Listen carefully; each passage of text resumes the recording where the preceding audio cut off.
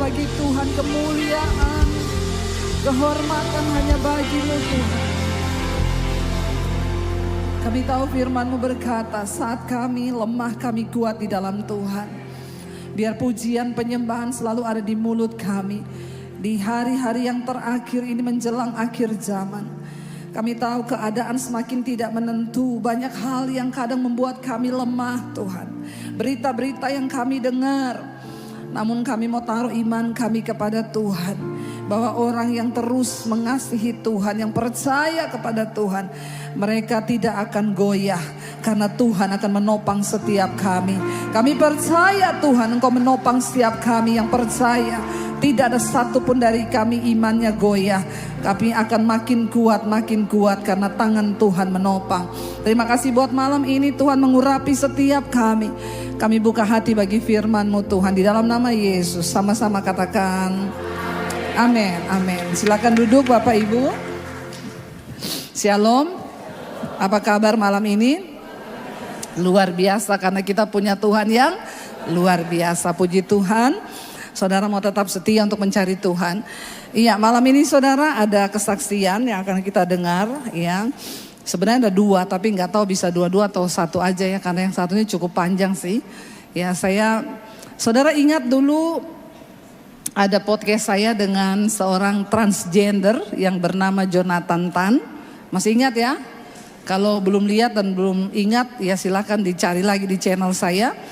Gara-gara kesaksian itu ada bapak-bapak yang WA saya, Bu, dulu saya suka nonton channel Ibu, tapi saya dimarahin sama istri saya. Kenapa? Katanya itu jangan kamu dengar, Debbie Basir itu transgender. Terus saya bilang, hah? Kenapa Ibu? Kenapa istri Bapak bilang begitu? Katanya dia pernah lihat ada kesaksian Ibu Debbie Basir. Kesaksian Debbie Basir transgender bertobat. Saya bilang, Bapak, bilang sama istrimu, saya ini wanita tulen. Saya punya anak 3, lahir dari rahim saya. Kalau transgender tidak bisa melahirkan. Ya, jadi tolong ya, itu kesaksian suami saya salah bikin judul. Jadi tulisannya kesaksian Debbie Basir transgender bertobat dalam kurung Jonathan Tan. Nah malam hari ini Jonathan Tan ikut bersama-sama kita. Saya undang maju ke depan yuk. Supaya ini sekalian saya klarifikasi. Ya, kalau ada yang bilang saya transgender itu fitnah. Ya, tepuk tangan ini Jonathan. Nah, ini kesaksian kami dulu nih. Ini waktu Covid atau sebelum Covid ya? Sebelum Covid. Sebelum Covid ya. Ya, dulu masih feminim loh, sekarang lebih luar biasa ya. Haleluya. Sini ya, saya sekarang manggil dia bro ya. Dulu kan sis ya.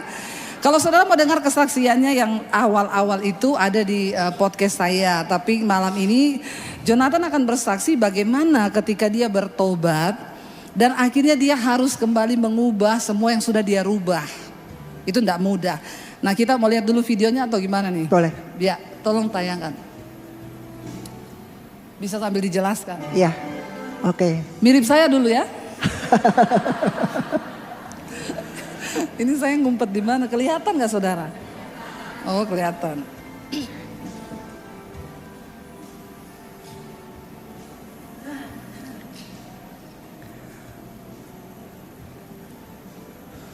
Saya berasal dari Surabaya. Saudara saya itu semuanya ada 11. 6 laki-laki, 5 perempuan. Papa, mama saya beragama Buddha. Cuma waktu saya kecil, saya sekolah Kristen. Jadi saya tahu Tuhan, tapi saya tidak mengenal Tuhan. Ini tunggu lihat dulu itu. Ini ya? Iya. Ini dulu ya? Iya. Ih, kalah saudara kan? Wanita-wanita biasa ini kalah loh. Ini, wih, cantik loh ya. Iya. Wih, jangan salah ini. Ya, kenapa kita bisa jadi LGBT itu karena fatherless, kehilangan sosok seorang bapak ya. Jadi kalau yang mempunyai keluarga, anak itu perlu diperhatikan. Itu pesan saya. Apalagi zaman sekarang LGBT itu terlalu udah tidak ditutup-tutupin lagi. Banyak sekali.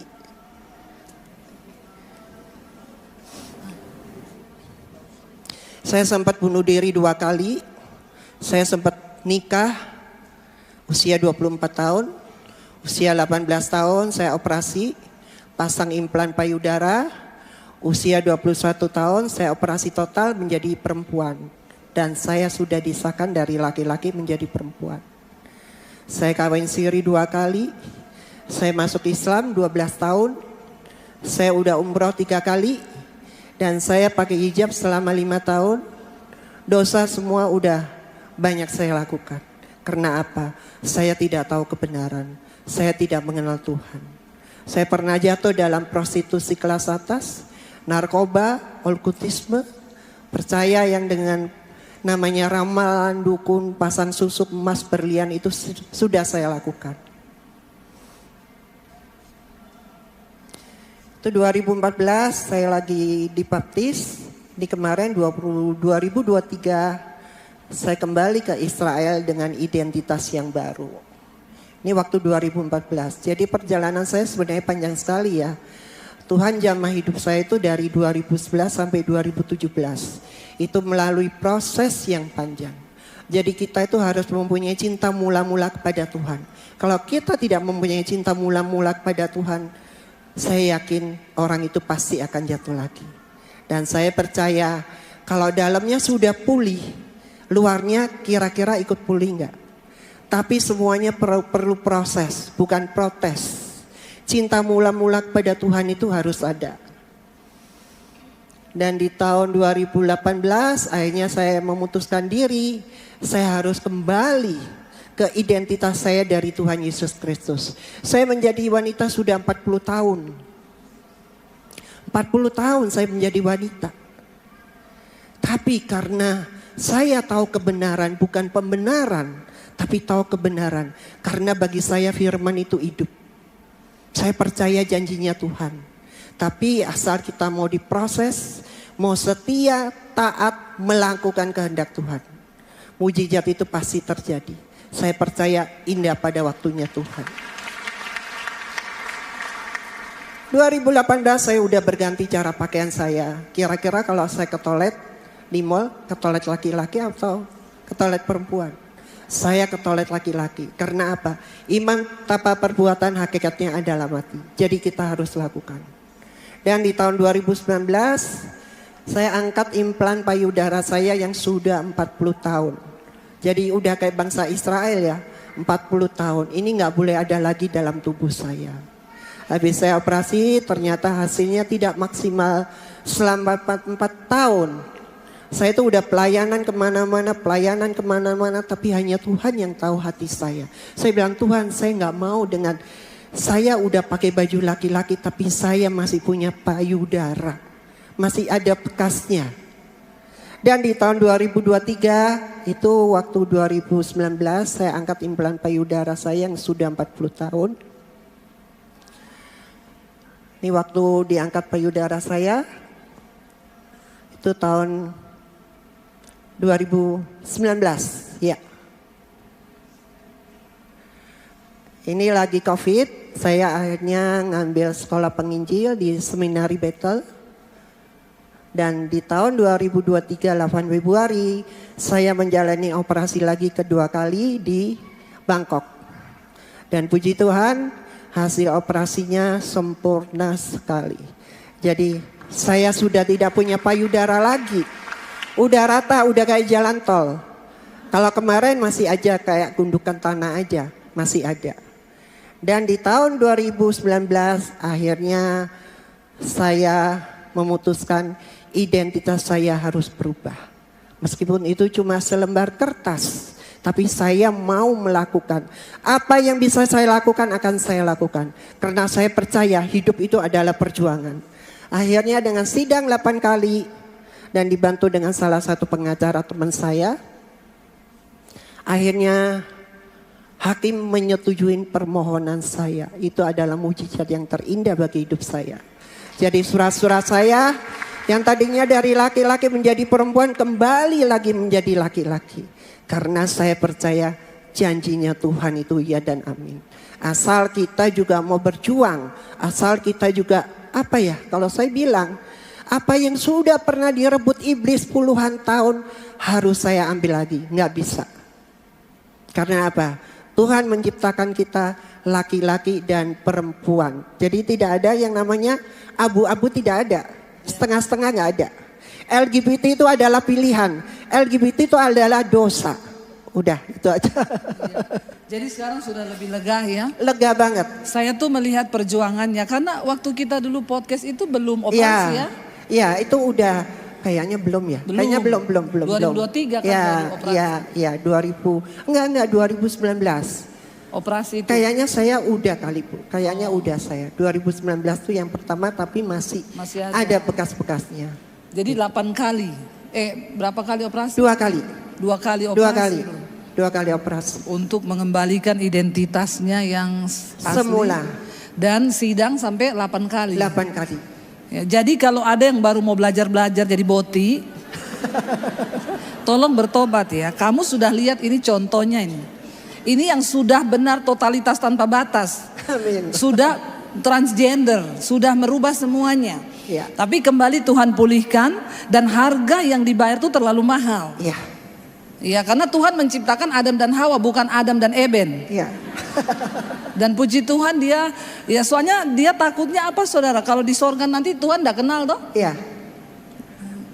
Maksudnya kalau mati laki-laki itu sebutannya almarhum, perempuan almarhumah, bencong aluminium.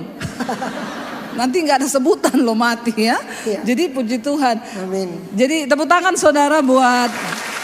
Ada yang mau disampaikan lagi? Ada satu ayat di sini yang saya suka di Yohanes 8:32. Dan kamu akan mengetahui kebenaran dan kebenaran itu akan memerdekakan kamu. Jadi jangan cari pembenaran ya. Amen. Pembenaran itu adalah cara iblis. Iya, Gua betul. kenapa begini? Gua kenapa Betul, begini? Itu betul. adalah cara iblis. Iya. Tapi hanya kebenaran aja yang memerdekakan hidup kita. Yes. Haleluya. Amin. Amin. Tuhan Yesus memberkati. Terima kasih bro, luar biasa ya. Boleh taruh di bawah, iya. Thank you. Jadi saudara ingat tadi katanya jangan cari pembenaran. Banyak orang-orang sekarang itu ngomong begini, saya tuh jadi begini karena dulu pernah diperkosa. Saya jadi begini karena saya dulu kepahitan sama papa saya. Jangan pernah kasih alasan untuk setan itu tinggal dalam hidup kita. Sebaliknya ayat tadi yang dibaca bahwa di mana ada kebenaran, ketika kamu mengetahui kebenaran, kebenaran itu akan memerdekakan kita. Ya, jadi kita harus sungguh-sungguh loh saudara. Sekarang ini saya sedih loh kemarin lihat Indonesia menjadi negara kelima terbanyak itu kaum LGBT. Nomor 5 di dunia, Indonesia. Ngeri ini sekarang. Ya, ini merambah ke anak-anak muda dan mereka selalu bikin alasan karena saya itu kurang kasih sayang, nggak diperhatikan sama papa saya pernah dilecehkan. Jangan bikin alasan. Harganya terlalu mahal loh. Kita lihat ya Jonathan akhirnya dia harus operasi, harus sidang 8 kali untuk ini yang sudah benar-benar kalau kita perempuan asal-asalan tadi kalah loh, bener gak? Cantik saya atau dia tadi? Bertobat kau. Tapi kan itu palsu. Ini asli biar begini-begini. Tapi kan kalau orang awam lihat nggak tahu kan? Bapak-bapak tahu nggak tadi kalau itu LGBT? Ya bisa bahasa bapak juga bisa jatuh cinta itu. Berarti dulu Jonathan menikah sama laki-laki ya? Sama laki-laki. Ya karena dia memang sudah benar-benar berubah semuanya. Dan gak salah-salah berubahnya, cantiknya kayak begitu. Itu aja Tuhan bisa jamah. Karena dia mengetahui kebenaran dan kebenaran itu yang memerdekakan. Kalau kita baca ayat ini kan cuma baca biasa. Tapi ketika kita melihat kesaksian dari seseorang yang mengimani ayat ini, wow gak? Bukan cuma wow, 3 kali, apa? Wow, saudara. Ini ayat bukan sekedar ayat. Ya, dan engkau akan mengetahui kebenaran dan kebenaran itu akan memerdekakan kamu. Secara manusia mungkin Aduh terlalu panjang ya jalan yang harus dibalikin lagi, semua harus operasi lagi, sakit loh itu operasinya. Tapi untuk sebuah kebenaran memang ada harga yang harus dibayar. Dan Tuhan melihat semuanya itu. Itu yang namanya ketaatan. Ya ketika dia taat, dia mau tunduk kepada kehendak Tuhan dan kepada kebenaran bahwa dia diciptakan sebagai seorang laki-laki, ya dia harus membayar harga itu. Dan saya percaya saudara, orang-orang yang mau membayar harga tidak akan pernah sia-sia. Tuhan yang akan memberikan mahkota kehidupan yang sudah disediakan bagi setiap kita.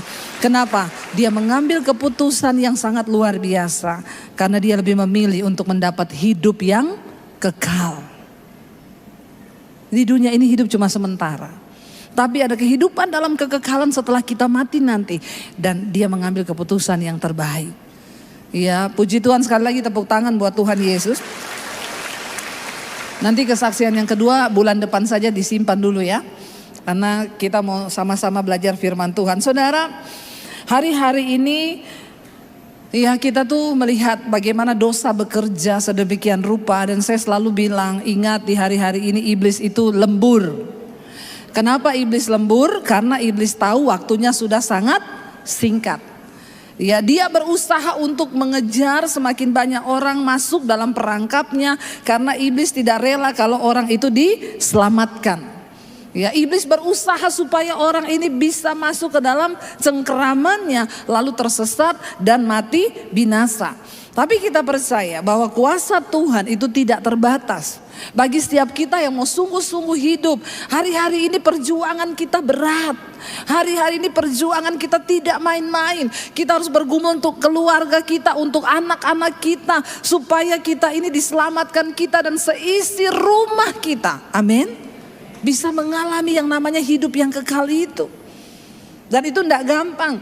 Dan hari-hari ini kita kalau lihat berita saudara, aduh ya saya tuh kadang kalau udah buka berita itu semua beritanya menakutkan. Orang Kristen dibunuh, kepalanya dipenggal. Ya di negara ini, di sini kerusuhan di sini, belum lagi scroll krisis ekonomi yang bakal terjadi ke depan. Ini tanda-tandanya sudah begini. Ya saya kalau sudah begitu saudara, saya langsung ingat firman Tuhan. Ya, jangan biarkan kita ini dikuasai oleh berita-berita yang menakutkan itu, tapi mulai bangun imanmu. Apa yang saya lakukan kalau udah kita kayak gitu? Saya putar puji-pujian. Saya memuji menyembah Tuhan. Ketika saya menyanyi, semua ketakutan itu lenyap. Ya, pujian penyembahan itu memiliki kuasa yang sangat luar biasa. Waktu kita mau sungguh-sungguh, akhir-akhir ini, hari-hari terakhir ini, tidak ada kekuatan lain saudara. Senjata kita hari-hari ini ya, ayo rajin memuji menyembah Tuhan. Dimanapun saudara berada. Hari ini kita mau sama-sama belajar satu kisah dalam Kisah Para Rasul, pasal yang ke-16, ayat yang ke-19. Kisah Para Rasul 16, ayat yang ke-19 ya. Jadi saudara, ini adalah satu kisah ketika Rasul Paulus sedang pelayanan di kota Filipi. Lalu mereka bertemu dengan seorang perempuan yang punya roh tenung.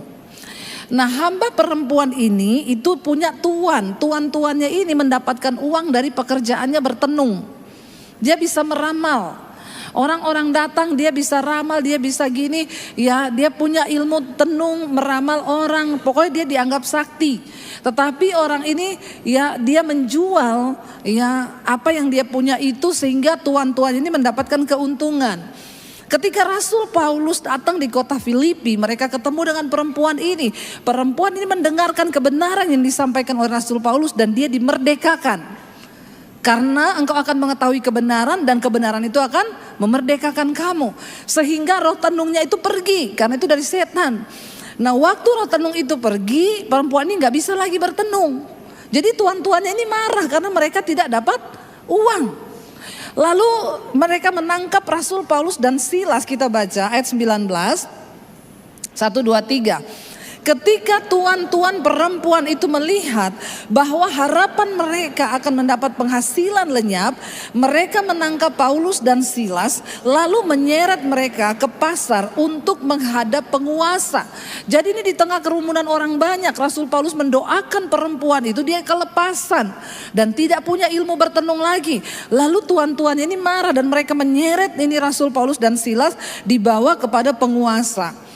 Ayat 20, setelah mereka membawa keduanya menghadap pembesar-pembesar kota itu, berkatalah mereka, katanya, orang-orang ini mengacau kota ini karena mereka orang Yahudi. Dan mereka mengajarkan adat istiadat yang kita sebagai orang Rom tidak boleh menerimanya atau menurutinya. Mereka memfitnah, mereka membawa pengajaran palsu katanya. Ayat 22, 1, 2, 3, juga orang banyak bangkit menentang mereka. Lalu pembesar-pembesar kota itu menyuruh mengoyakkan pakaian dari tubuh mereka dan mendera mereka. Ayat 23, setelah mereka berkali-kali didera, mereka dilemparkan ke dalam penjara. Kepala penjara diperintahkan untuk menjaga mereka dengan sungguh-sungguh. Memang ada harga yang harus dibayar ketika kita ini memberitakan Injil kebenaran. Ya, tidak semua berjalan mulus, tetapi justru di balik semua tantangan yang kita alami, Tuhan punya rencana. Dia turut bekerja. Setelah mereka berkali-kali didera, mereka dilemparkan ke dalam penjara. Lalu kepala penjara diperintahkan untuk menjaga mereka sungguh-sungguh jangan sampai lepas. 24. Kepala penjara memasukkan mereka ke ruang penjara yang paling tengah dan membelenggu kaki mereka dalam pasungan yang kuat. Jadi tidak mungkin lepas, di bawah yang paling tengah mereka. 25, tetapi kira-kira tengah malam Paulus dan Silas berdoa dan menyanyikan puji-pujian kepada Allah dan orang-orang hukuman lain mendengar mereka. Saudara, saya mau tanya, ketika mereka ini Paulus dan Silas ini di penjara, kira-kira ada ketakutan nggak sebagai manusia? Takut, pasti takut. Diseret di tengah orang banyak, dimasukkan ke dalam penjara. Itu pasti mereka mengalami ketakutan yang sangat. Omong kosong, biar dia pendeta hebat, siapapun orang yang namanya manusia, dia punya rasa takut. Yesus pun ketika mau disalib, dia berkeringat, bercucuran darah. Dia bilang, Bapa kalau bisa cawan ini lalu. Yesus mengalami takut pada malam itu. Rasul Paulus dan Silas pun mengalami takut. Ini yang saya mau bilang, hari-hari ini menjelang kedatangan Tuhan kali yang kedua akan datang kesusahan yang besar. Kita mendengar berita-berita yang menakutkan. Ya, kalau nggak scroll gini akan ada resesi ekonomi, akan ada begini. Scroll lagi, Indonesia diancam gempa besar, tinggal tunggu waktu. Scroll lagi, dia cuaca panas hari-hari ini melanda Jawa yang sampai 36 derajat. Waduh, scroll lagi, semua berita menakutkan. Ya, dan rasanya itu bisa membuat kita takut. Ya, mendengar hal-hal itu. Ya, bahkan saya baca begini kemarin itu di bandara Jerman atau mana.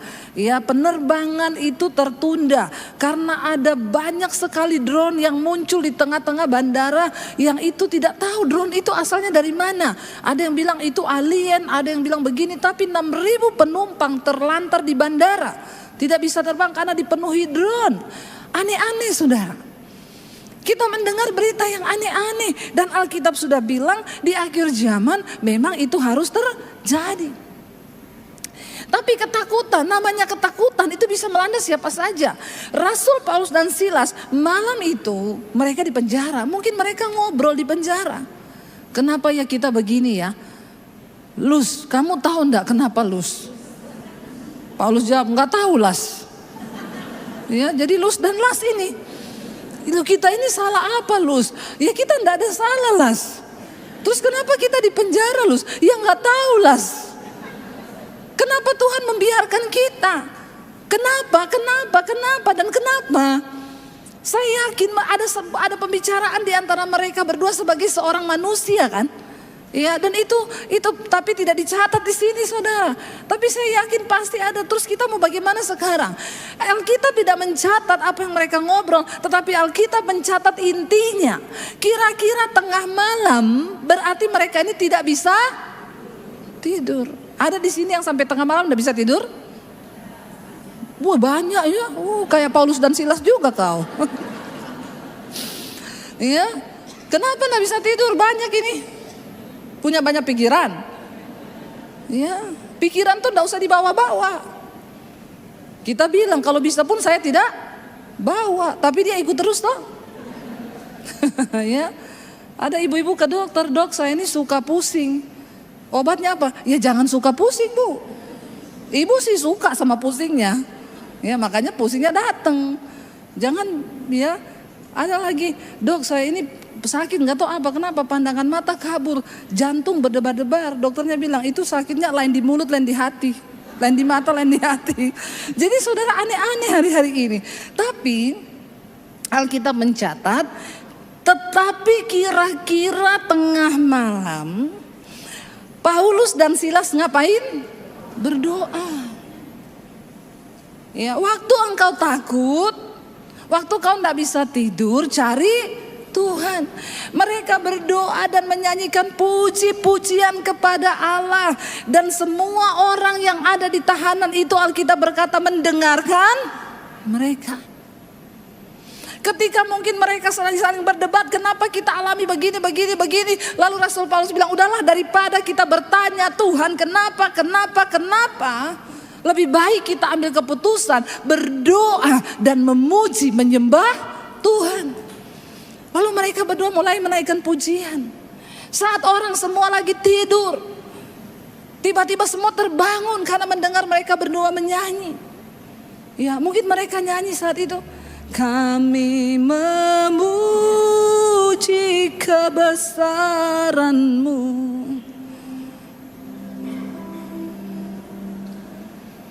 Ajaib Tuhan, kami memuji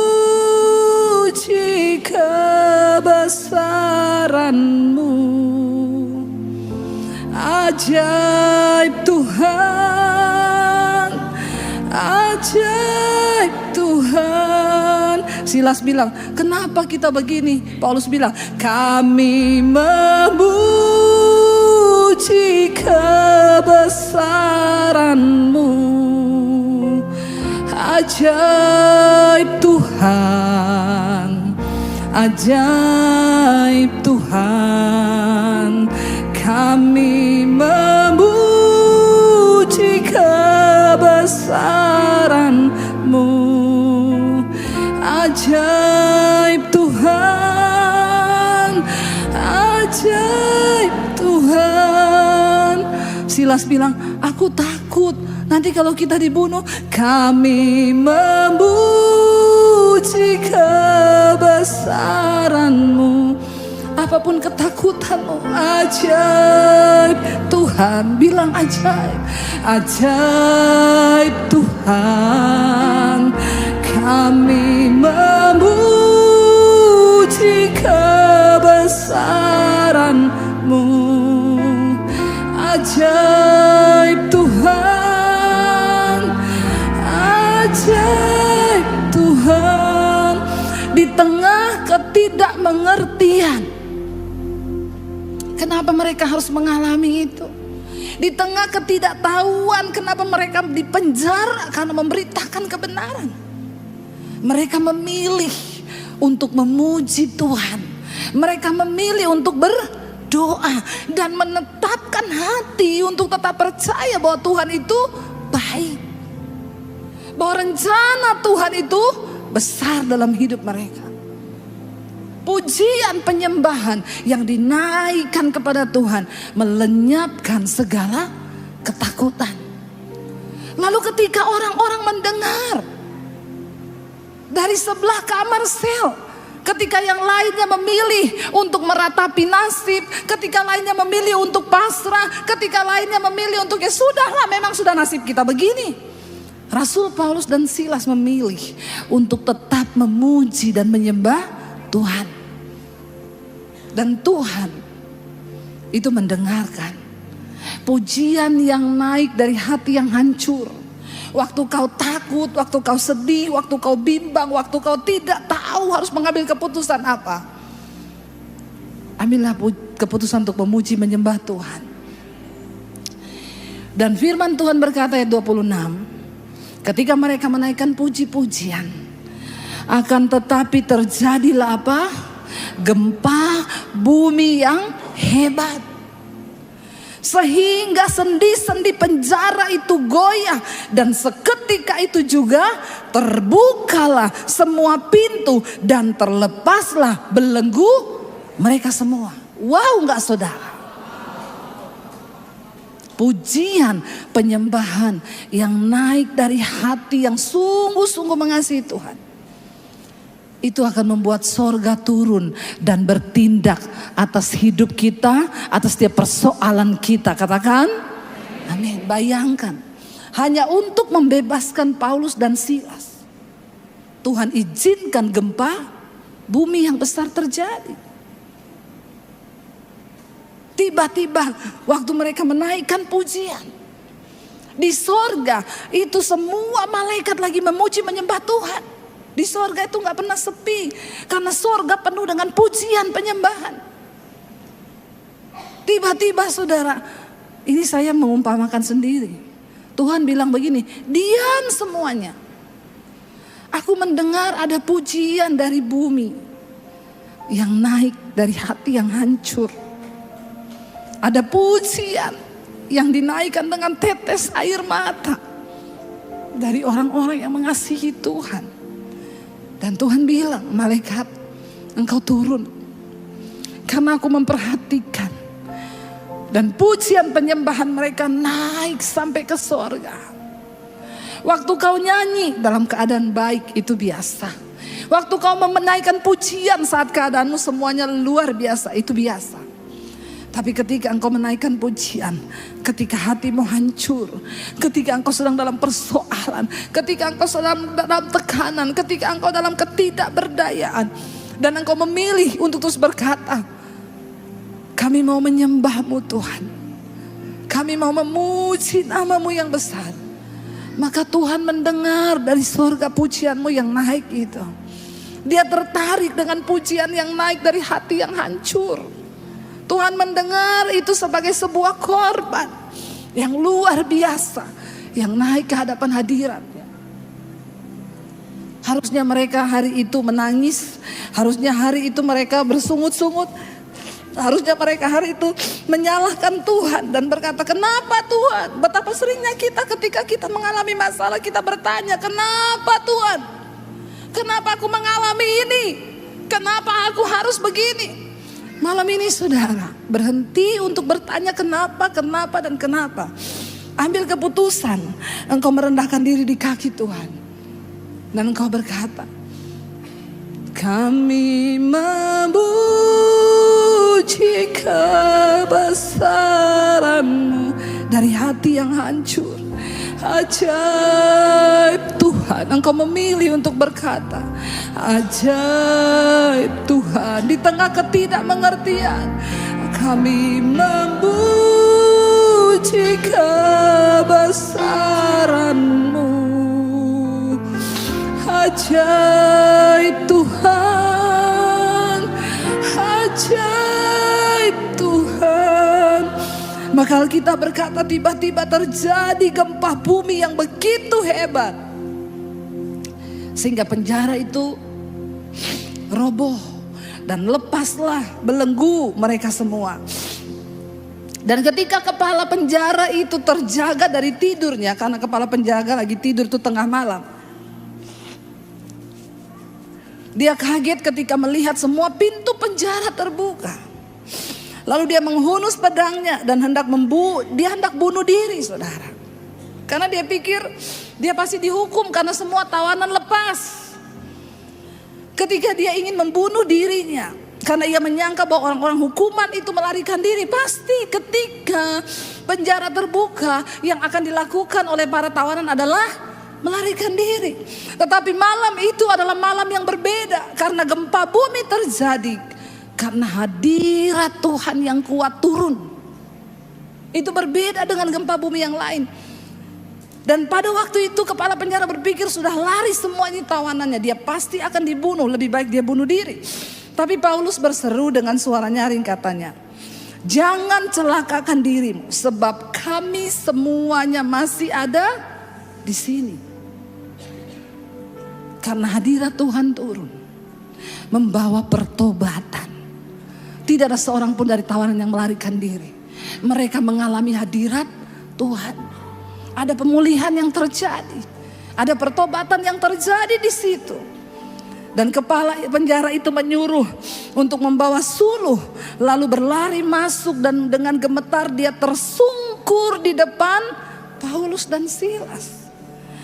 Dan ia mengantar mereka keluar sambil berkata, Tuan, Tuan, apakah yang harus aku perbuat supaya aku selamat?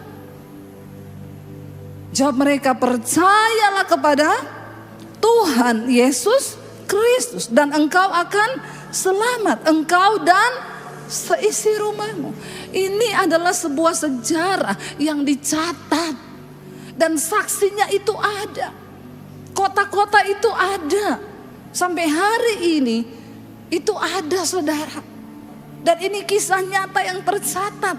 Ini bukan dongeng. Ya, kemarin kita ke Turki mesbah doa. Ya, kita melihat itu kota-kota Efesus semua ya yang ada di kitab Wahyu, semua kota-kota itu masih ada.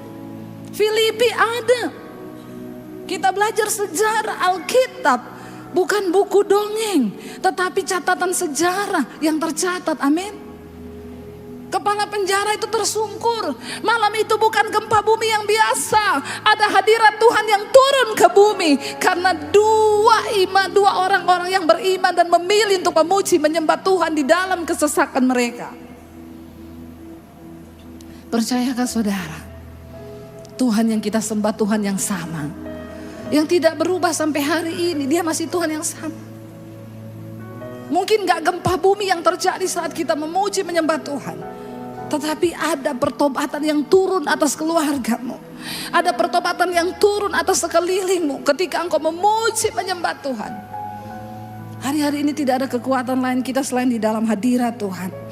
Lalu mereka memberitakan firman Tuhan kepadanya dan kepada semua orang yang ada di rumahnya. Pada jam itu juga dikatakan apa?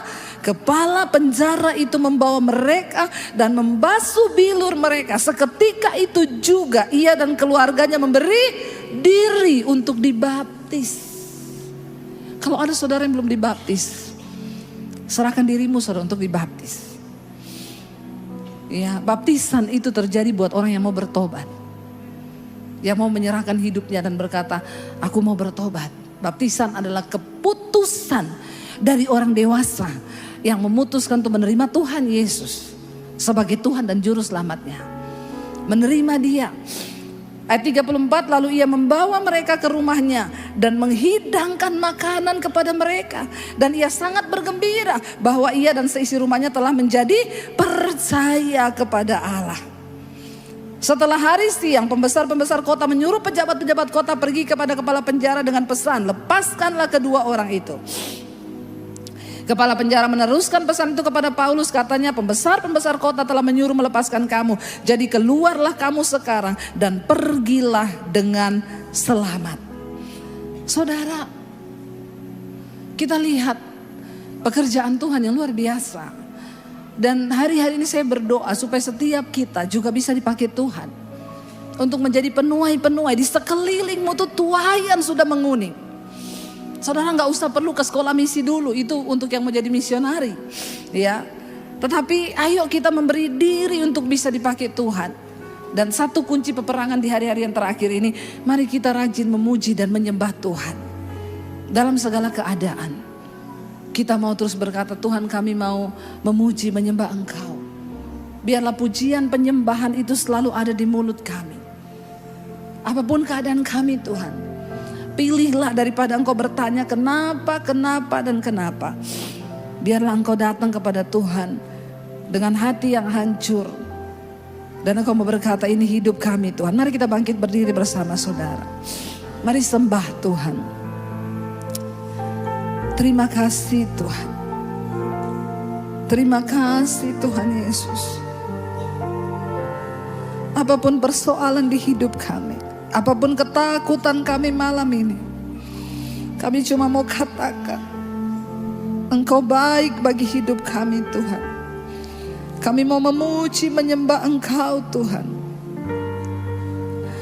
Terima kasih Yesus. Terima kasih Tuhan. Terima kasih Roh Kudus.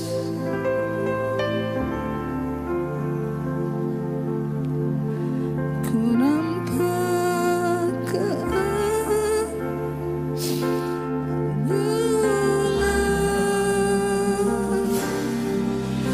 di hadapan hadirat-Mu Tuhan. Ku rasakan kedamaian di hadapan hadirat-Mu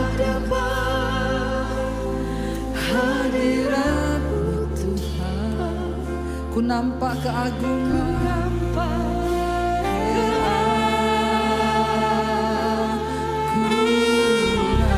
katakan Yesus, Yesus, ku sembah Kau, sujud di hadapan-Mu. Keinginan dalam hidupku hanya untuk menyembah. Panggil namanya Yesus, Yesus, ku sembah Kau, sujud di hadapan-Mu. Keinginan dalam hidupku hanya untuk menyembah. Mari panggil namanya Yesus, Yesus. Kami sembah Kau Tuhan. Kami mau sujud di hadapan-Mu Yesus. Amin. Keinginan dalam hidupku hanya untuk menyembah-Mu. Mari tutup matamu dalam hadirat Tuhan saudara. Tidak peduli seberapa berat pergumulanmu hari ini, ketika engkau memilih untuk memuji menyembah Tuhan, Tuhan tertarik. Hatinya tertarik dengan pujian penyembahan yang naik dari hati yang hancur.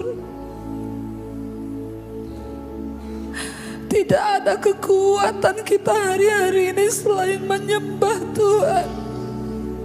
Engkau kekuatan kami Tuhan. Haleluya Yesus. Kami sembah Kau Tuhan.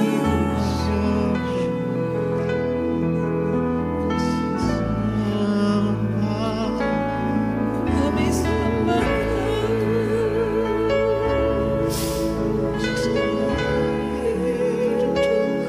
Kami sembah Kau Yesus.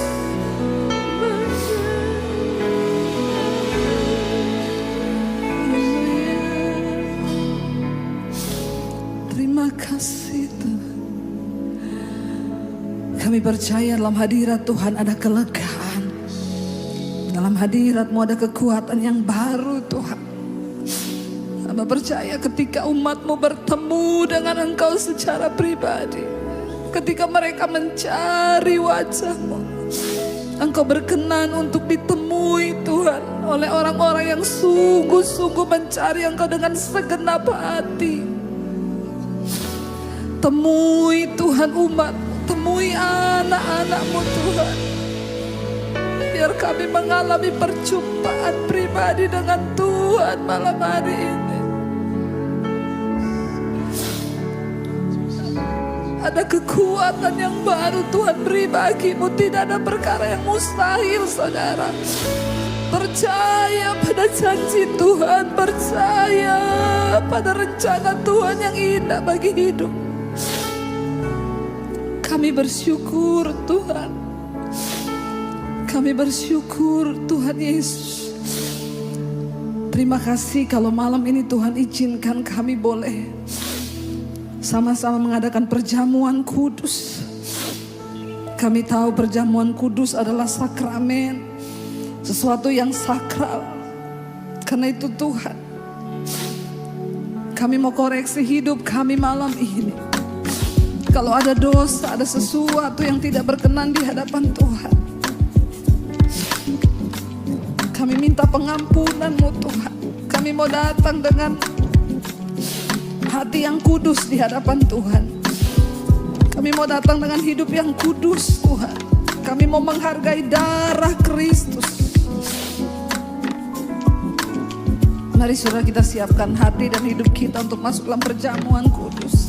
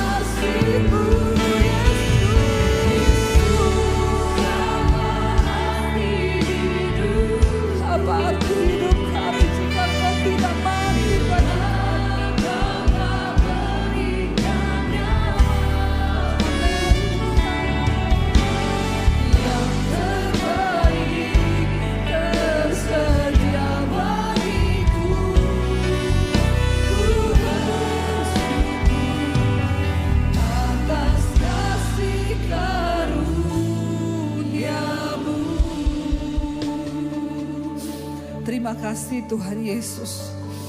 Engkau serahkan tubuh-Mu dan darah-Mu tercurah untuk setiap kami. Kami tahu itu pengorbanan yang terbesar. Nyawa harus dibayar dengan nyawa. Kami bersyukur Tuhan Engkau datang dalam rupa manusia untuk menyelamatkan kami. Karena tidak ada cara lain. Nyawa harus diganti dengan nyawa. Terima kasih Engkau melayakkan setiap kami malam ini. Kami tahu tubuh-Mu Engkau serahkan buat kami. Supaya kami juga menyerahkan tubuh dan hidup kami untuk hidup dalam kehendak-Mu. Hidup dalam kekudusan ya Tuhan. Mari angkat tinggi roti di tangan kananmu saudara. Sebab apa yang telah kuteruskan kepadamu, telah aku terima dari Tuhan. Yaitu bahwa Tuhan Yesus pada malam waktu Ia diserahkan, mengambil roti dan sesudah itu Ia mengucap syukur atasnya. Dan Ia memecah-mecahkannya dan berkata, inilah tubuhku yang diserahkan bagi kamu. Perbuatlah ini menjadi peringatan akan aku. Saudara, bukankah roti ini adalah tubuh Kristus yang tercabik untuk menggantikan kutuk dosa atas hidup kita.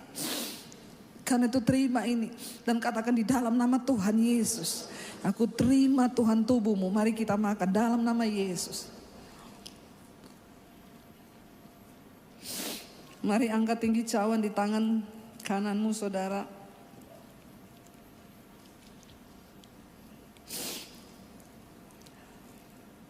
Haleluya, Tuhan terima kasih. Kami tahu darah ini bukan hanya tercurah bagi kami.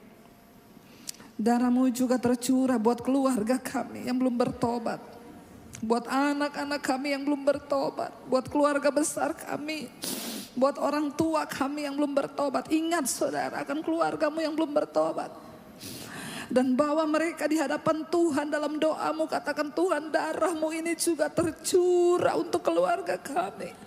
Karena itu kami berdoa, ingat akan mereka, jamah mereka dimanapun berada. Tuhan, kami memohon agar percikan darahmu juga sampai kepada keluarga kami yang belum bertobat. Kami tahu darah ini tercurah untuk mematahkan setiap kutuk atas hidup kami. Kutuk keturunan, kutuk sakit penyakit, kutuk kemiskinan, kutuk maut dipatahkan dalam nama Tuhan Yesus. Kami percaya Tuhan itu terjadi dalam hidup kami karena darah Kristus tercurah. Demikian juga yang mengambil cawan sesudah makan lalu berkata, cawan ini adalah perjanjian baru yang dimateraikan oleh darahku. Perbuatlah ini setiap kali kamu meminumnya menjadi peringatan akan aku. Saudara, bukankah cawan ini adalah darah Kristus? Mari kita minum ini menjadi perjanjian baru dalam hidup kita, di mana kita sudah dipatahkan dari kutuk dosa maut dan kita beroleh hidup yang kekal dalam nama Tuhan Yesus. Terima kasih Tuhan. Terima kasih Tuhan buat pengorbanan. Karena salibmu ku hidup. Karena salibmu ku menang. Engkau yang berkuasa.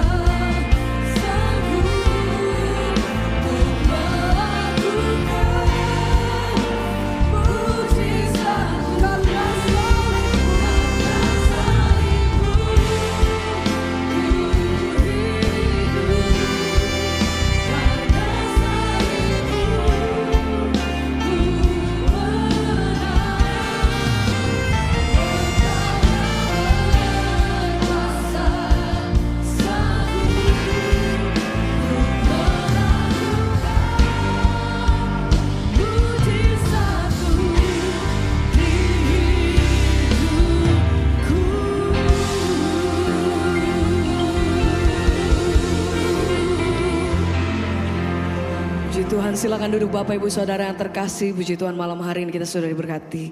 Saya percaya semua malam hari ini semua ada diberkati, amin. Haleluya, puji nama Tuhan. Mari bersama-sama kita akan siapkan setiap persembahan kita. Mari kembali ke kita satu dalam doa.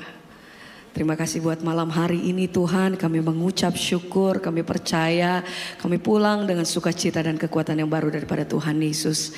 Saatnya kami membawa setiap persembahan kami Tuhan. Selalu kami mengucap syukur untuk setiap kebaikan dan berkat Tuhan yang bahkan pemeliharaan Tuhan yang sempurna dalam hidup kami sampai hari ini. Sebab itu kami bawa persembahan kami dengan hati yang bersyukur dan bersukacita hanya di dalam nama Tuhan Yesus. Haleluya. Amin.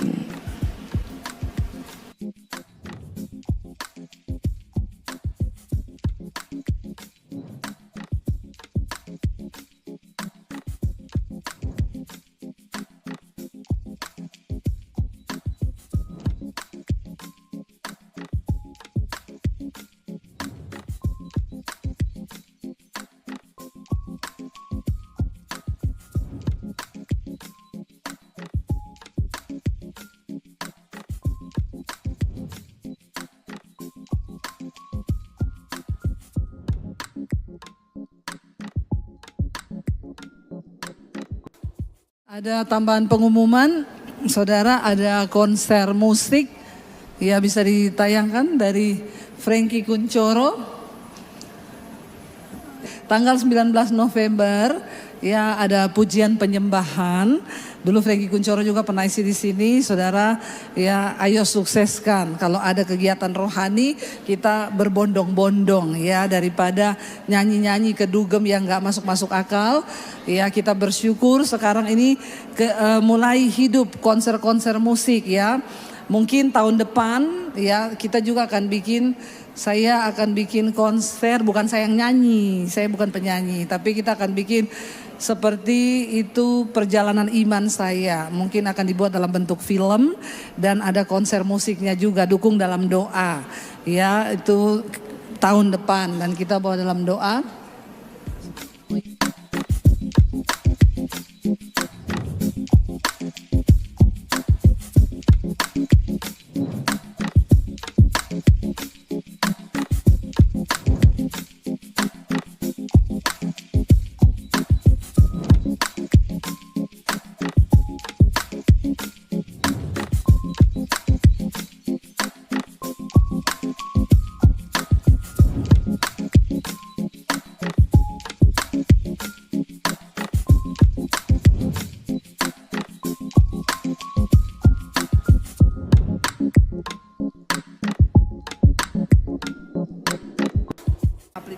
Bapak Ibu, kita ada program, bukan program ya, munculin satu aplikasi yang kalau Bapak Ibu pakai Android, DBTV, Android itu Samsung dan sebagainya. Kalau Bapak Ibu pakai iOS juga DBTV.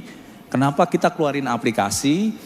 Untuk mempermudah di situ nanti kalau kita di situ ada loginnya, daftar, biasanya cuman nama dan sebagainya dan alamat email. Di situ kita bisa rekam, bukan rekam ya, istilahnya dari aplikasi itu semua informasi tentang DBTV ada di situ.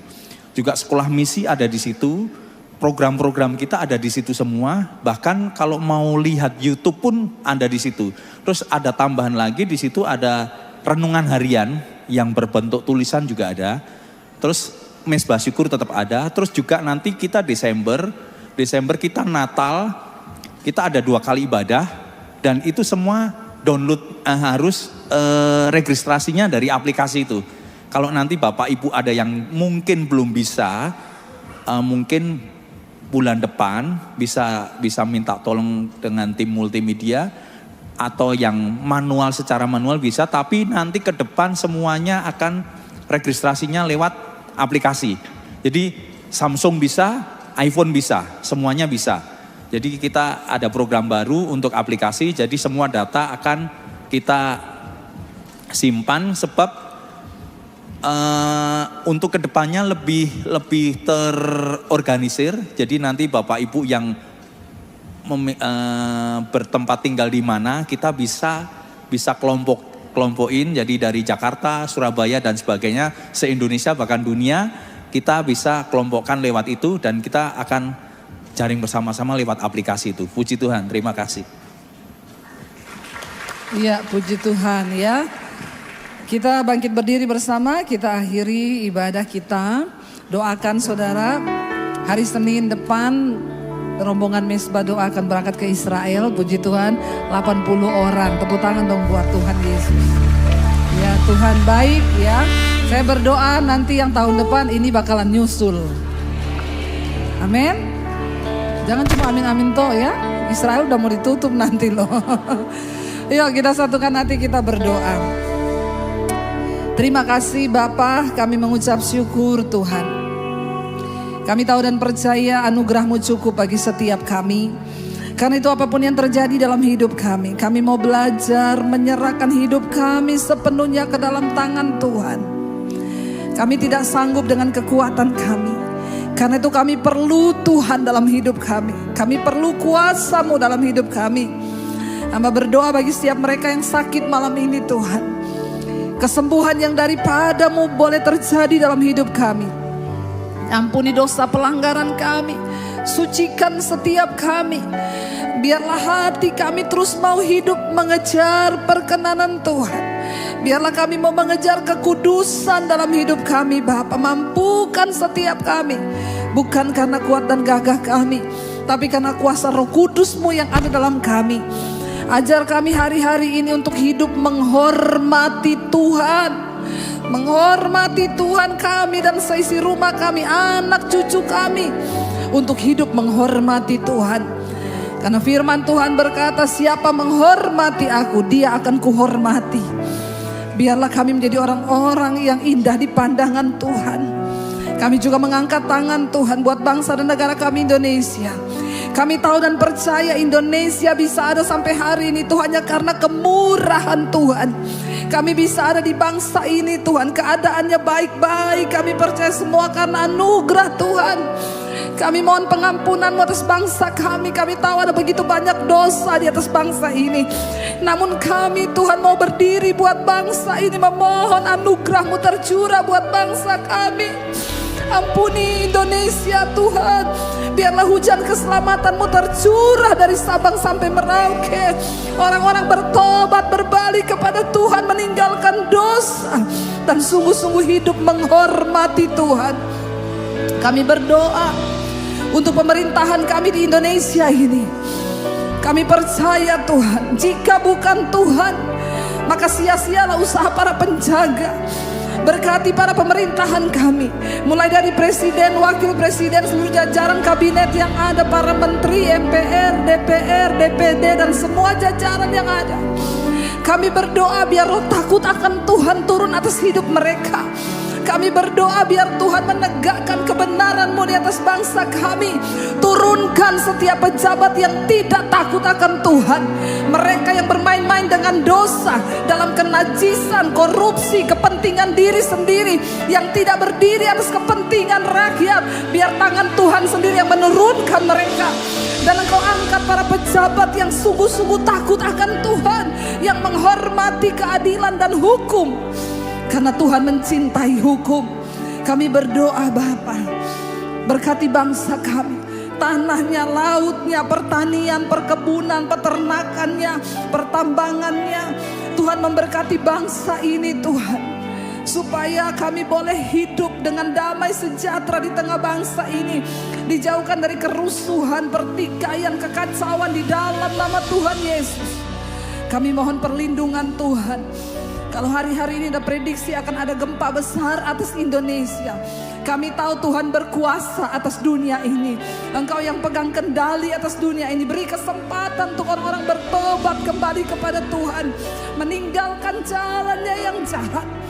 Kami berdoa Tuhan, di tengah-tengah kesusahan besar yang akan terjadi di akhir zaman, kami tahu perlindungan Tuhan bagi anak-anak-Mu yang sungguh-sungguh berseru kepadamu Bapa. Ada keluputan bagi setiap kami yang sungguh-sungguh berserah kepada Tuhan. Berkati Tuhan Indonesia. Berkati setiap anak-anak-Mu malam ini, apapun pergumulan kami. Kami tahu dan sangat percaya di dalam nama Yesus itu ada jawaban. Yang sakit sudah disembuhkan, yang berbeban berat Engkau beri kelegaan. Engkau beri keteguhan iman bagi yang hari-hari ini khawatir. Kami percaya itu Tuhan, kami percaya.